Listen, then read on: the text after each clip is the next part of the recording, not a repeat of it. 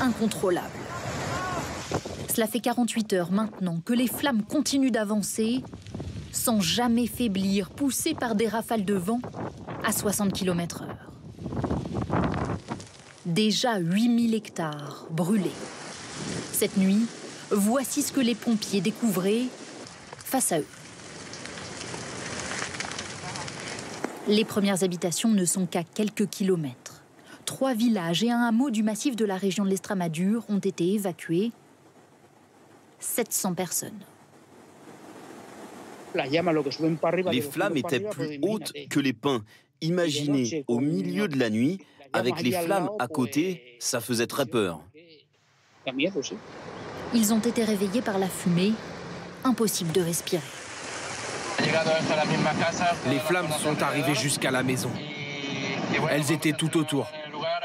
Là, on va aller voir, on est inquiet pour nos animaux. On va voir ce qu'on peut faire. 14 bombardiers d'eau se relaient, mais cela ne suffit pas. Les habitants ne savent pas quand ils pourront rentrer chez eux. Les autorités espagnoles affirment déjà qu'il s'agit d'un incendie criminel. L'Espagne qui est de loin le pays européen le plus touché par les incendies en raison d'une sécheresse inédite. Et les autorités s'inquiètent désormais du détournement clandestin de l'eau, ressource devenue ô combien précieuse. On ne compte plus les puits illégaux, notamment en Andalousie.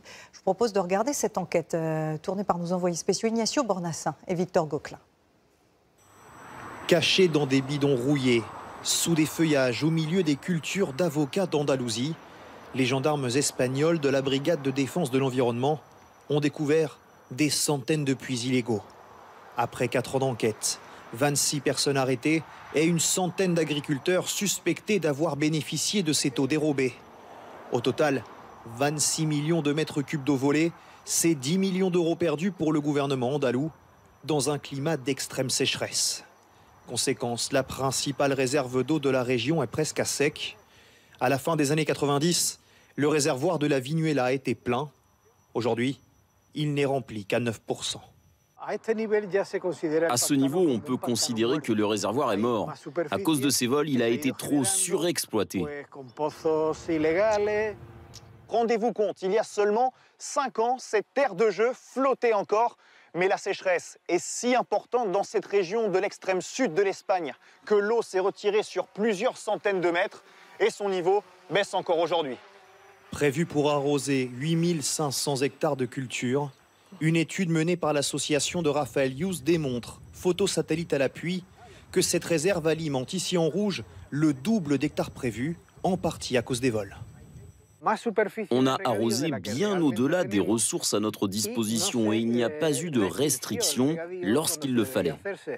C'est seulement depuis 1 an que l'eau de la réserve n'est plus distribuée aux agriculteurs. Antonio Ruiz cultive des pieds d'avocat. Là, c'est un réservoir de 80 mètres cubes. L'eau arrive directement par le toit. Heureusement, Antonio possède un puits légal qui lui permet d'arroser. Depuis que l'eau de la réserve de la Viñuela n'est plus distribuée, il dit avoir surpris, sans jamais les dénoncer, plusieurs producteurs forer des puits sans autorisation. Quand ils ont un terrain et plus d'eau pour l'arroser, avec des arbres qui risquent de mourir, oui, ils vont chercher l'eau par tous les moyens, même illégaux. Ces vols d'eau, Pépé ne les supporte plus. Retraité, il cultive 1 hectare de parcelles d'avocats, très gourmand en eau, pour compléter ses fins de mois. Ça, c'est ce qu'on appelle l'or vert. Lui aussi a un puits légal, mais qui ne donne plus assez d'eau.